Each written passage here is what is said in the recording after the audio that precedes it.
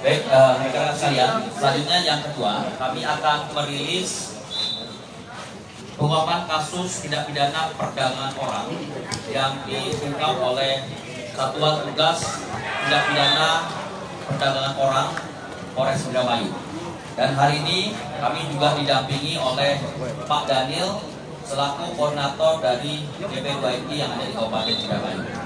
Jadi berawal dari informasi yang kami dapatkan dan pengaduan yang kami dapatkan bahwa ada korban dari tindak pidana perdagangan orang, yaitu saudara A, di mana saudara A ini berdasarkan keterangan dari saudara A bahwa yang bersangkutan ditawarkan untuk bekerja di negara Jepang sebagai pekerja di perkebunan dengan janji yang diberikan bahwa apabila bekerja di tempat tersebut di negara Jepang maka akan digaji sebesar 25 juta setiap bulannya, dan apabila lembur maka akan mendapatkan tambahan sehingga gaji menjadi total 30 juta dirupiahkan.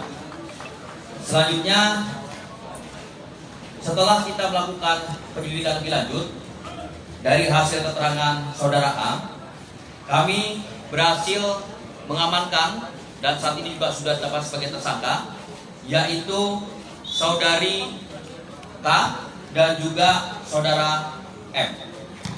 Dan dari hasil pemeriksaan kepada kedua tersangka diketahui bahwa modus operandi dari perdagangan orang yang dilakukan oleh saudari K dan juga saudari M ini, saudari Y ini adalah bahwa dengan cara saudari K bertugas sebagai kepala cabang dari PT, yaitu PT APJ, dan bekerjasama dengan saudara Y, di mana saudara Y ini bertugas sebagai petugas lapangan yang mencari para korban dan menawarkan kepada para korban tersebut.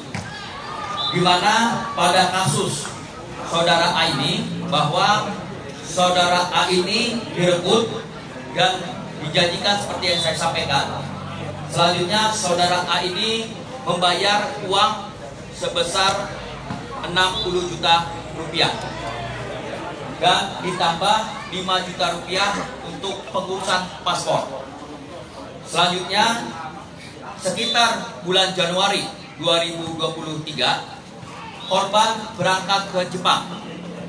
Sesampai tiba di Jepang, di kantor imigrasi Jepang, selanjutnya korban ditolak dan dibuat surat pengusulan perintah pengusiran kembali ke Indonesia dengan alasan bahwa korban datang ke negara Jepang tidak sesuai dengan prosedur atau persyaratan administratif yang sebenarnya. Selanjutnya korban datang dan melapor kepada kami, dan hasil dari keterangan para tersangka diketahui bahwa memang saudara Y ini sebagai petugas lapangan selanjutnya bekerja sama dengan saudari K, dan saudari K ini juga bekerja sama dengan saudari D yang saat ini masih dalam pencarian oleh Subsatgas Gakum. Berdasarkan dari keterangan para tersangka bahwa tersangka pada sebelumnya juga sudah memberangkatkan sebanyak 9 orang, dan keseluruhan dari 9 orang ini sama, bernasib sama dengan saudara A, yaitu ditolak di negara Jepang dan dikembalikan ke Indonesia karena dianggap bahwa pemberangkatannya tidak sesuai dengan prosedur.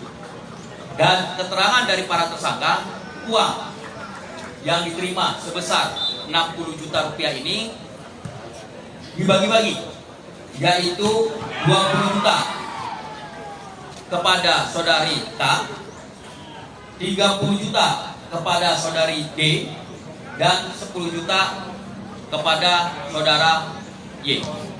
Sampai saat ini kami juga masih mendalami apakah ada korban-korban lain dari jaringan para tersangka ini. Dan sampai saat ini pun kami sedang mencari tersangka lainnya.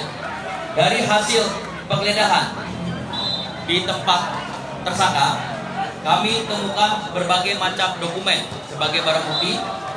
Yang pertama adalah 1 lembar kwitansi pembayaran proses pemberangkatan ke negara Jepang sebanyak 60 juta rupiah, dan juga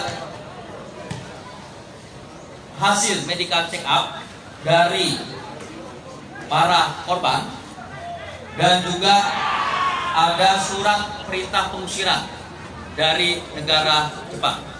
Dan dari hasil pengecekan ke Dinas Tenaga Kerja diketahui bahwa memang PT APJ ini merupakan perusahaan untuk melakukan perekrutan pekerja migran Indonesia.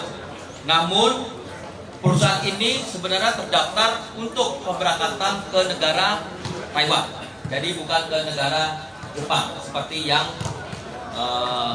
dilaksanakan oleh para tersangka ini kepada para korban.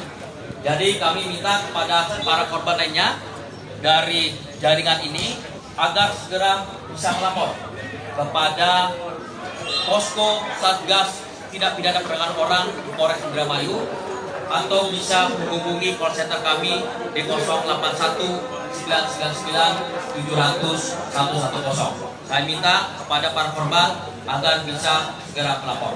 Demikian rekan-rekan sekalian, terima kasih.